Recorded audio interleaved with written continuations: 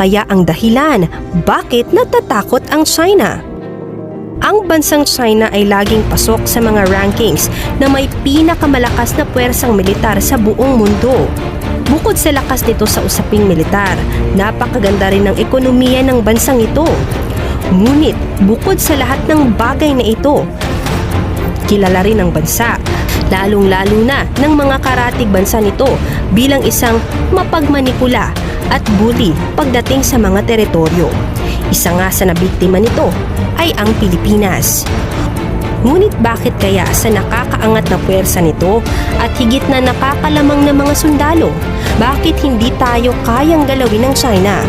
Bakit hindi niya tayo pwedeng salakayin? Kung hinahanap mo din ang kasagutan sa katanungang yan, ay ito ang sagot mga katuklas. Ngunit bago tayo magpatuloy mga katuklas, siguraduhin munang nakapag-subscribe ka na sa ating channel dahil marami pa tayong kwentong aalamin na kapupulutan mo ng aral sa channel na ito. Katuklas, kung babanggitin ko ba sa inyo ang bansang China or China, ano ba ang mga bagay na unang papasok sa iyong isipan? Bukod sa nang aagaw ng teritoryo at syempre kumakain ng mga ipinagbabawal na paniki, ano pa ba ang mga bagay na lumalarawan sa bansang ito? Yes, ito ay isang malakas na puwersang militar na mahirap tapatan, lalo na ang kanilang mga makabagong weapons. Kung isa ka din sa mga taong naiinis kapag nasa balita ang China at inaagaw nito ang mga teritoryo, ay hindi ka nag-iisa. Nandyan ang Taiwan, Indonesia, Malaysia, Brunei, Vietnam at Pilipinas. Yan ang mga bansa sa Southeast Asia na may malaking problema sa China. Partida, Southeast Asia pa lang yan. Wala pa ang ibang mga part ng Asia. Baka kung isasama ko pa ay lalong sumama ang tingin mo sa China. Magpo-focus muna tayo sa Pilipinas at sa China ngayon. Ngayon nga ay ilalapag na natin ang mga dahilan kung bakit hindi pwedeng lusubin ng China ang Pilipinas. Alyansa. Ang unang dahilan dito ay ang alyansa ng mga bansa. Sabihin na natin na nag-umpisa na ang pag-atake ng China sa bansang Pilipinas. Ang pag-uumpisa ng gyera ay isang senyales para gumalaw ang malalakas na bansa na kasapi ng United Nations para maipagtanggol ang Pilipinas dahil isa tayo sa mga kasapi ng samahang ito. Babanggain lang naman ng China ang mga bansang katulad ng United Kingdom, Australia, India at siyempre ang United States.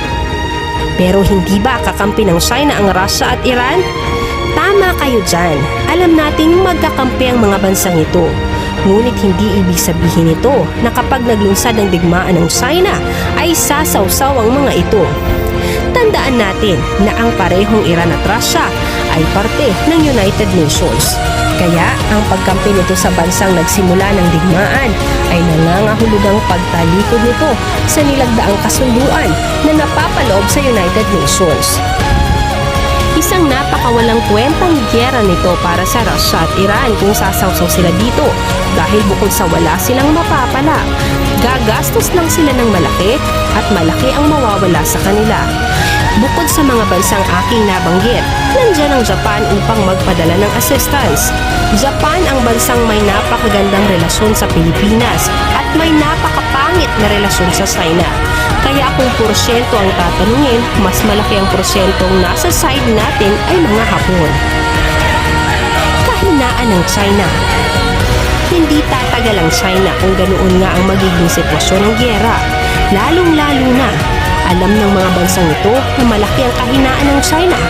Yan ay ang mismo nilang mga sundalo. You heard it right.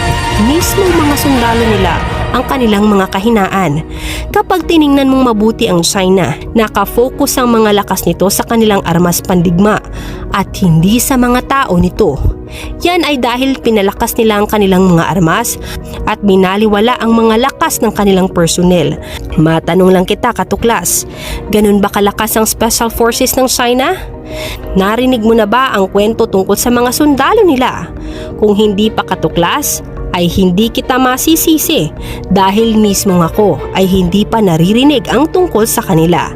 Yan ay dahil walang battle experience ang China. Kung mayroon man silang experience ay bagsak naman ang ipinapakita nilang performance sa mga labanan. Example na nga dyan ay ang Battle of Yultong, kung saan pinabagsak ng 1,000 sundalong Pinoy ang 40,000 naman na puwersa ng China. Ganyan kalayo ang agwat ng puwersang militar natin sa kanila. Papaano kung ipapasok mo pa ang highly trained Special Operations Groups tulad ng US Navy SEALs at mga Special Air Service? Siguradong liligwak ang puwersa ng China. Kaya upang takpan ang kakulangan nila sa disiplinadong lakas ng sundalo, pinalakas na lang nila ang kanilang mga armas upang takutin ang mga bansang mas maliit at mas mahirap. Hindi na kailangan. Makikita nga natin sa mga naunang dahilan na magiging useless lang ang pag-atake nila dahil sa alyansang meron ng Pilipinas sa ibang mga bansa.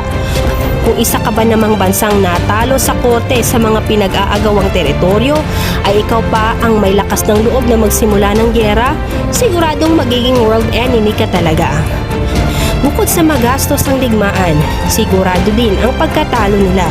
At dahil mautak ang China, bakit pa nga sila makikipagdigmaan kung nakukuha naman nila ang gusto nila nang walang gyerang nagaganap?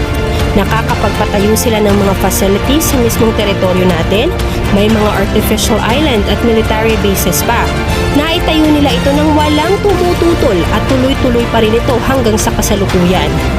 Bakit hindi nakikialam ang ibang mga bansa? Yan ay dahil tayo mismo ang hindi nag-i-initiate para protektahan yun. Iniisip nila na okay lang ito sa ating government, kaya wala nang necessary action na dapat pang gawin. Ang magagawa lang natin sa ngayon ay mag-ipon ng mga ebidensya na ginagawa ng Chino sa ating teritoryo at sa ating mga mangingisda. Kung isa ka sa mga gustong mapaalis sa mga Chino sa teritoryo ng Pilipinas, ay abangan na lamang ninyo ang magiging galaw ng US dahil sa bago nitong presidente na si Joe Biden. Isa itong hadlang sa US dahil sa hinahawakan na ng China ang pintuan papasok sa Asia. Kaya mawawala ng kontrol ang US sa rehiyon na ito. Kaya abang-abang na lang sa susunod na gagawin